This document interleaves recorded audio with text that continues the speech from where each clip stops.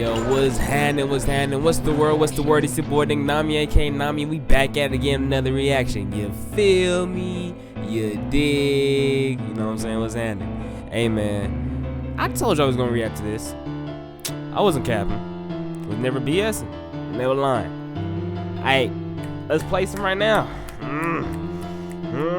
Who we thinking, come on, who we thinking, come on, gut, tell me who we thinking.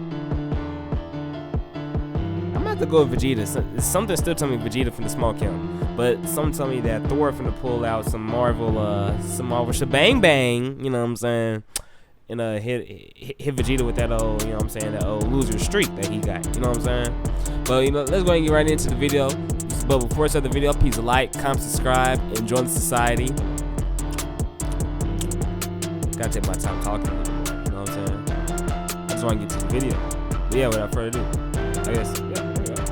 Right to the video. Wiz! Hey! Don't be mad, but I pushed some buttons in your lab and now I'm in cyberspace. Looking for that elusive dislike bar that's been missing for months, but look what I found instead! Beer! Okay, not real beer, it's a bunch of emojis! Listen up, this is crazy! Did you know the Death Battle channel offers memberships for less than $3? I know! Had to skip that, you know what I'm saying? Had to go ahead and skip that. Yeah. Thor, the god of thunder. Since when did Thor wear gloves? Huh?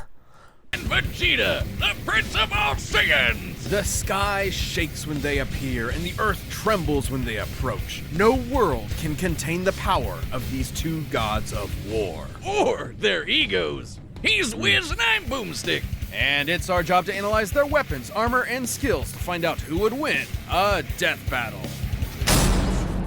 It has to be Vegeta, bro.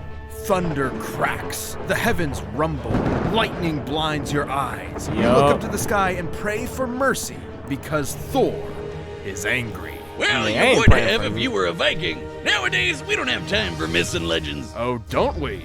For in the modern mythology of Marvel Comics, the Norse god of thunder was reborn. And I'd wager this Thor is a hell of an upgrade. The son of the All-Father Odin, Thor lived the life of a warrior prince, battling all manner of magical foe for thousands of years. Okay. That is, until he got a little too big for his britches. So to teach him a lesson about humility and compassion and whatever, Odin exiled him to the worst place in the universe, New York. Ooh, Wow. you hate to see it. Thor's Asgardian body is immensely durable, immune to disease, and capable of healing far faster than any mortal man. He's also the literal god of strength. We're talking lifted a planet-sized serpent strong, knocking out the Phoenix Force strong, arm wrestling with Hercules and almost throwing the Earth out of orbit strong. Notably, he was once Okay. blasted with a graviton bomb, which subjected him to the gravity of a neutron star. That's over 200 billion times greater than Earth's gravity. And he's got the stamina to match. Nice. Able to fight for 40 days and 40 nights without stopping. And what better weapon for the god of storms to wield than a sentient cosmic storm? Eons ago, the almighty god Tempest Okay. rampaged through the universe. It arrived in Asgard, and after a pitched battle, Odin managed to trap it within a block of the magical ore Uru that he would forge into his son's hammer, Mjolnir. Oh, what more can be said about this? So Mjolnir's a whole god? Okay. This beautiful thing, forged in the heart of a dying star that went supernova and killed the dinosaurs, Mjolnir is maybe my favorite thing ever. He can channel bolts of lightning, manipulate the weather, open portals to other dimensions, and absorb and redirect energy attacks. Or just suck it out of your body against your will, like with this radiation dude. The presence. Not gonna be present for much longer, bud. He's even used 2 Mjolnirs to absorb the power of the God Bomb, which would have killed every deity in existence across time and space. That's just the tip of the iceberg. Mjolnir can transmute the elements, turn Thor invisible and intangible, let him travel through time, and even bring people back to life. And if Thor wants to fly, all he has to do is take it for a spin. Literally, he throws that motherfucker as hard as he can and holds on for dear life. And when he does, it flies fast enough to cross the entire galaxy in seconds. Only one problem. It's a little teeny. Unlike Thor's big-ass axe, Jarnbjorn, it's sharp enough to cut through celestial armor, and it's unbreakable, and So An this axe! is the axe. Okay, in, look, it doesn't have a Avengers. galaxy storm inside it, but it's still pretty cool. Oh shit, look, Wiz. I'm worthy. No, you're not. There's no enchantment on the axe. Well, then what the hell am I gonna do with this?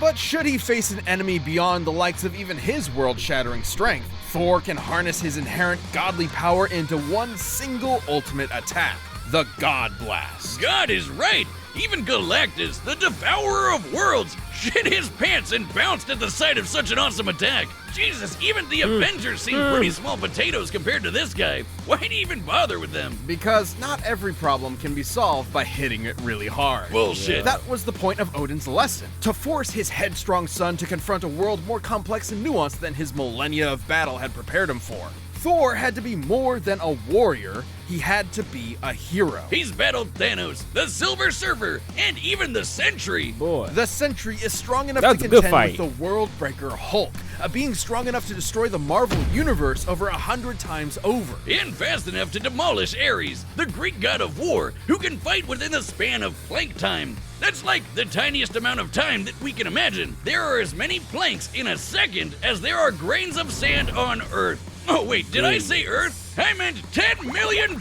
billion Earths! Thor has tanked disintegration beams trying to tear apart his atoms one by one, survived Mephisto trying to consume his soul, and even withstood a temporal rift that aged normal people to dust. Oh, he's a hard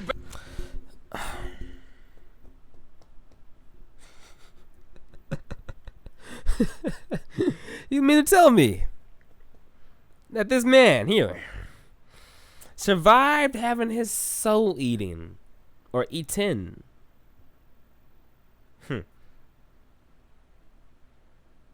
By Mephisto.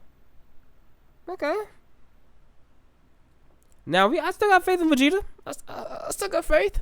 bastard to kill, and even nastier when he loses his temper. By entering a state known as Warrior's Madness, Thor commits an unpardonable sin in Asgardian society and willingly sacrifices his sanity for a tenfold increase in power. Yeah, despite being a really sweet lunk that talks like he's in Masterpiece Theater and dresses like he's in What's Opera, Doc, Thor has struggled with being worthy of his father's legacy and throne. But no matter what unbelievable shit Marvel throws at him, Thor always rises to the occasion. Take the time this big machine. Are we hitting an ad? 俺は死なねえし俺の仲間も Okay, Big 誰 Luffy. も死なせねえ She got shit. Machine called the World Engine was controlling Yggdrasil, the world tree that connects 10 universe-sized realms. The World Engine's purpose was to mechanically trick Yggdrasil into disrupting the natural flow of Ragnarok, the end of the world. So Thor just pushed it and literally reversed the flow of fate. That's right, he outmuscled a giant multiversal tree and prevented Armageddon. Not a bad Saturday. And he'd go a step further and defeat the mysterious elder gods that manipulated the cycle of Ragnarok in the first place, ending it forever. So perhaps now when you look up at the thundering sky, you won't fear the god's capricious wrath. Because you'll know it's just Thor, the god of thunder, kicking ass and saving the day. Planet Vegeta, home to the bloodthirsty warrior race known as the Saiyans, and named for their mighty leader, King Vegeta. Noting the Saiyans' proficiency in genocide, the alien emperor King Cold and his son Frieza contracted them to be their personal hit squad, conquering worlds in their name. But when Frieza felt these monkeys were getting a bit too uppity for their own good, he nuked them in their whole planet. The king was dead, leaving his young son, the Prince Vegeta, alone. Burning with a grudge against Frieza for wounding his ancestral Bro, pride, 5'5"? Vegeta awaited the moment he could extract. He's only 123? And he's 5'5"? He's 123?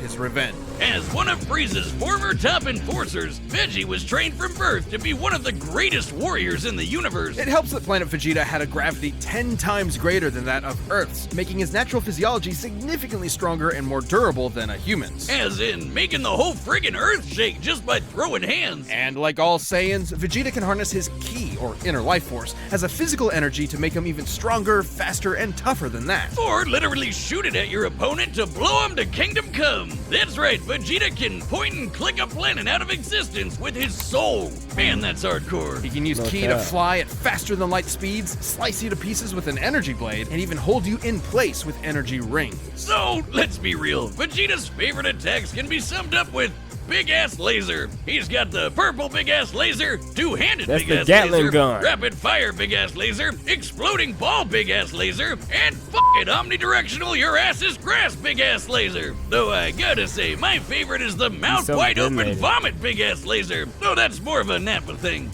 Kinda like this. Impressive key mastery, Boomstick. It hurts when I breathe. Vegeta's most terrifying ability, however, is the one inherent to his Saiyan biology. Whenever a Saiyan survives a life or death struggle, their power increases exponentially. That's what Frieza was so terrified of, the Saiyan's infinite evolutionary potential. So it's no wonder Vegeta eventually toppled the alien tyrant with the help of another surviving Saiyan, Kakarot. And with Frieza's defeat at the hands of this Earthbound Super Saiyan, Vegeta had a new rival and a new goal. Become blonde! No battle required. Vegeta can harness the rage of his Saiyan heritage and transform into a Super Saiyan 2 and a Super Saiyan 2. But try as he might, Vegeta struggled to keep up with Goku's ever-increasing power. I guess it doesn't help that Veggie is maybe the single cockiest bastard to ever have existed. Yeah, sure, dude. Let Cell become perfect. Majin Vegeta was such a goat. That had to be said here in this video. And Cell is a goat too, bro. That had to be said in this video too. Nah, we'll be fine. Hope your spine is doing all right. Dumbass. Though Vegeta did manage to accomplish something that even Goku couldn't do on his own, becoming a god. Once he and Goku met the god of destruction, Beerus, they had a whole new lineup of martial artists to conquer, with some angelic training to boot. With Spirit Fission, Vegeta can forcibly absorb an opponent's ki with every strike. And he even learned Goku's patented instant transmission, allowing him to teleport huge distances. But most importantly, with God Ki, he can go even further beyond and become a Super Saiyan God, a Super Saiyan God Super Saiyan, and a Super Saiyan God Super Saiyan Evolved. His power got completely insane. The dude was strong enough to destroy the Room of Spirit and Time, an entirely separate dimension, just by powering up. When Goku fought Beerus, he nearly destroyed the universe. And that was the very first time he ever went Super Saiyan God. Considering we've measured Dragon Ball's Universe 7 to be up to 13 times bigger than our own, he'd need to be punching with that much more energy to bust it. And since the shockwaves of their punches traveled across the universe in seconds, Goku would have had to be punching that fast too. And that's not accounting for Vegeta's training in various exponential transformations. When an amount of power is measured by how many universes it can destroy, that power itself becomes incomprehensible. Oh, we're not done. Vegeta can tap into the same monstrous energy Beerus has, destruction energy. And when he does, he can perform Hakai and erase your ass from existence entirely. It erases you physically, spiritually, He can and do even that? temporally, as in it wipes you from I time knew Vegeta itself. was gonna come Such is the might of a god of Oh, they're talking about destruction. Beerus. For when Vegeta wants to go one step beyond, he seizes that very power. He becomes a warrior fueled only by lust for battle. He becomes Ultra Ego. If Vegeta's head wasn't big enough before, his Widow's Peak probably Yes, has its sir. own zip code by now. As the offensive counterpart to Goku's Ultra Instinct, Ultra Ego Vegeta is a veritable juggernaut, able to absorb any hits that come his way and return them even stronger. It's wild this guy has a Napoleon complex. He's one of the biggest badasses ever to exist. In a Goodness way, grief, failing to beat bro. Goku was probably the best thing for him. Vegeta's whole life was spent rebelling against the humiliation of his race, trying to prove his worth by being the best. By contrast, Goku's self-improvement was never stunted by his ego and insecurities. Yup. Yo, speaking during this little ad, I don't know why I'm over here yawning. I don't know why I'm over here yawning like this. It's crazy. In realizing that, Vegeta became more than a fighter, but a husband and a father as well, willing to sacrifice himself for what mattered most. And Vegeta got a taste Trunks of that and himself Bulma. when he hooked up with Bulma for some Super Saiyan sexy time. Getting to beat Frieza's golden ass probably didn't hurt either. He may Yup. not always win, but he'll never be put down for long. So He be don't sure to quit, bro. practice your groveling, because this is one prince you don't want to piss off. This show is sponsored by BetterHelp. Life can be overwhelming, better and many help. people are burned out without even knowing it. Symptoms can include lack of motivation. I had to go Events ahead and are skip set. it. We've run You know the what I'm data saying? for all possibilities. It's time for a death battle!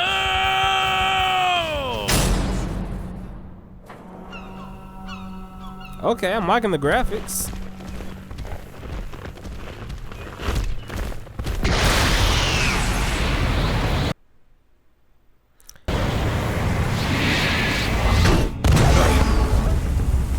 Oh there, mighty warrior. What business havest thou upon earth? Throw that hammer at me again, and my business will be polishing my gloves upon your face!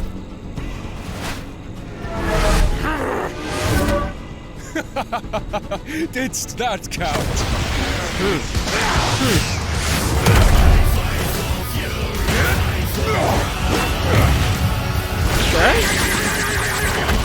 Well, hold on, Vegeta. They use my stamina, bro. Damnable curse! Thou fightst well for a mortal. Alas, you face a god.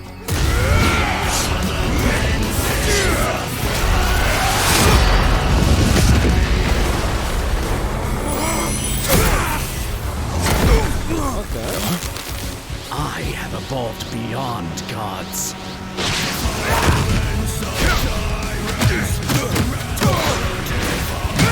I'm the Prince of all Saiyans, and you can burn in hell! Big Bang Attack!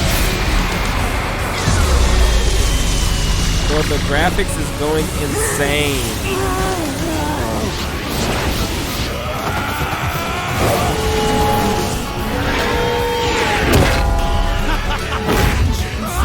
Thou art unworthy!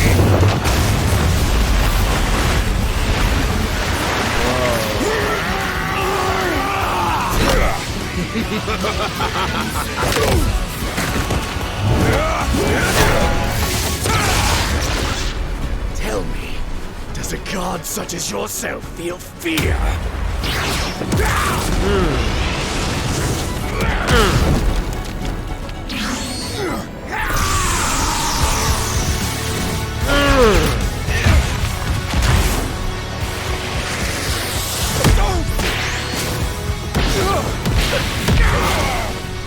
No fear, only fire!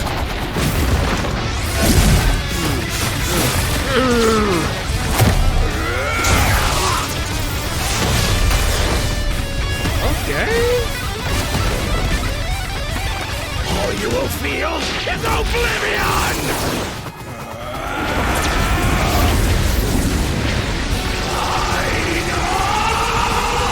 Feel heaven's wrath!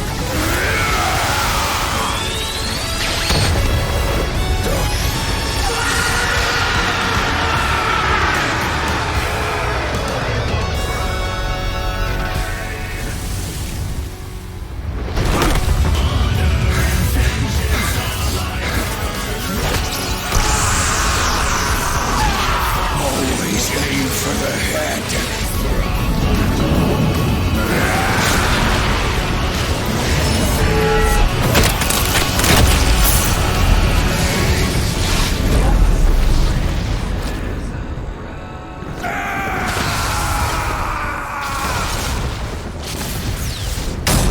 KO! Oh, I get it. Thor won because he's a natural blonde. Despite Vegeta's immense power and tenacity, the God of Thunder had him outmatched in several key areas. First off, the big one, who was stronger. Despite being up against the God of Strength, Vegeta actually matched up pretty closely with Thor. Both could output power far in excess of destroying a single universe. It's always tough to get an exact number for Dragon Ball Super's most powerful characters, but we can combine the size of Universe 7 with multipliers from Vegeta's transformations to get a rough estimate. It's important to note that Ultra Ego's power boost has never been stated, but we do know that Super Saiyan Blue Goku and Super Saiyan Blue Vegeta were roughly even in power.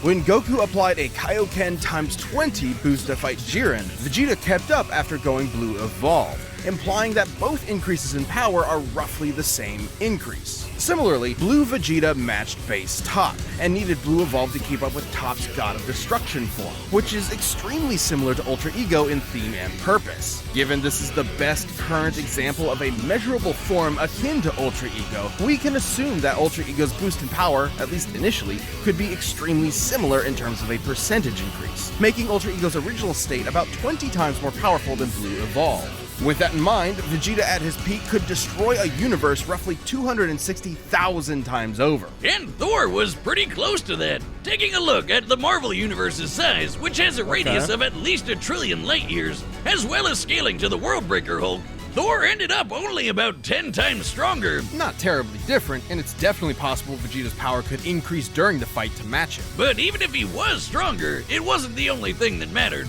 Ultra Ego's damage absorption could only do so much against an opponent like Thor. Vegeta may have trained as a warrior from birth, but Thor has been fighting for millennia against a much wider variety of foes, allowing him to adapt to Vegeta fairly easily. And the fact that Thor was way faster gave him a lot of leeway to use that extra combat experience. Applying Vegeta's transformation multipliers to the shockwaves from Goku and Beerus' punches, Vegeta should be able to fight at nearly 300 quintillion times the speed of light. But scaling to Ares moving within Planck time? Thor would be over 70 quadrillion times faster. More than fast enough to avoid Vegeta's key attacks, and Goodness grief! even more importantly, absorb all of them with Mjolnir. This alone could shut down all of Vegeta's ranged attacks. Sure, Veggie could absorb it back with Spirit Vision, but he'd have to hit Thor first. And with that much of a speed difference, that's easier said than done. And since Thor can just will the energy out of somebody, he could just take it right back, and then some. Even without absorption, Vegeta's ki reserves are not infinite, and many of his battles have ended with him at low energy. He was exhausted by the end of the Tournament of Power, which lasted about 1 hour in total. Meanwhile, Thor fought an army for over a month straight. Theoretically, Vegeta could have ended the fight immediately with Hakai, if not for the fact that Thor has resisted existence erasure before, including physically, spiritually, and temporally. Meanwhile, Vegeta had no way to match the God Blast, which could have killed friggin' Galactus. And that guy has threatened the infinite multiverse with destruction just as a side effect of his battles. That's a level of power beyond anything we've seen in Dragon Ball yet, let alone Vegeta. Vegeta was never going to go down easy, but Thor's raw power, speed, and devastating godly abilities were too much for the Prince of All Saiyans. Vegeta nearly won until Thor blew his mind. You might say that pun was kind of terrible. You don't do puns! Lame. We've talked about this! Aw. My thing. Well, the winner is Thor. Thank you for watching. Stay tuned, we'll be jumping into the next matchup next week. But you can always get more Death Battle right now by clicking one of those boxes right over there, and by downloading the battle music linked down below. Who the next battle? Omni-Man? Homelander is whooping this man. Bro, y'all don't understand Homelander, bro. Hey, bro. Hey, I'm talking like a, hey, bro. Hey. You don't understand Homelander, bro. Homelander is straight a menace, bro. It ain't no joke. It's Homelander versus Omni-Man. Omni-Man.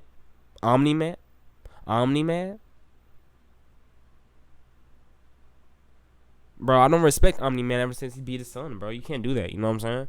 We don't do that, bro. I want to point out that they only gave him space for a main race. Right? All the ridiculous stats at the end were for base Thor. Honestly think his Thor 4 stats, his strongest form, is in the top 5 strongest Death Battle characters. That made sense because I saw the little thing where they said that they only gave him like they didn't give him Thor Force, and I knew Thor had Odin Force, and Odin Force is basically Super Saiyan. I'm not kidding. Like, you know, Thor has Berserk, and that's Super Saiyan. The Odin Force is like key. Like that's how I understood. It's like key for him. Like literal Odin, like what Thor did in like Thor Ragnarok. That was the Odin Force. Like versus Hope. That was the Odin Force. Him being the god of thunder. That was the Odin Force. So yeah, he can do a lot more crazy stuff with the Odin Force, and also do runes and stuff too. But alright, man, I guess that's the end of the video. I know you guys enjoyed this video like I did. So, you know what I'm saying? If you guys enjoyed the video, please like, comment, subscribe, and join the society. You know what I'm saying? You feel me? You dig? Without further ado, hey, it's your buddy Nami. AKA Nami. You know what I'm saying? Big observer. You know what I'm saying? You feel me? You dig? Deuces. Yes, sir. Yes, sir.